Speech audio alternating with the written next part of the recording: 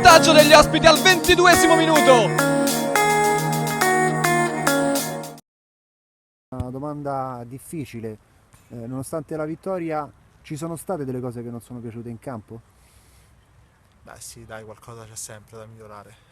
Cerchiamo sempre insomma di fare meglio. Siamo andati in svantaggio 2 volte, nonostante un primo tempo qualitativamente ottimo, che abbiamo prodotto credo almeno 10 occasioni limpide da rete ci siamo trovati in svantaggio ed è qualcosa che non dobbiamo concedere ai nostri avversari. Abbiamo dominato la gara nell'arco dei 50 minuti, poi per me insomma anche, sai, non volevamo andare sotto. Abbiamo preso il primo gol che è stato, si può dire, un Eurogol del difensore, ma noi dormiamo tanto in quell'occasione e neanche poi un fenomeno come Manuel può nulla su quella conclusione, anche se ci avevo sperato, ti dico la verità. L'obiettivo stagionale?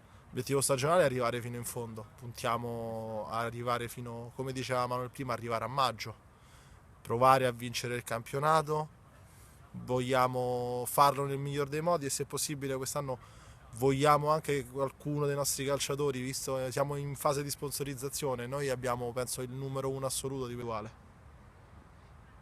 Insomma, un elogio al tuo portiere, hai detto, Beh, lo vuoi confermare, è il più forte di guarda, questo ce campionato? ne sono, ce ne sono tantissimi di portieri forti, ma credo che indiscutibilmente Emanuele sia il numero uno per rendimento, per qualità.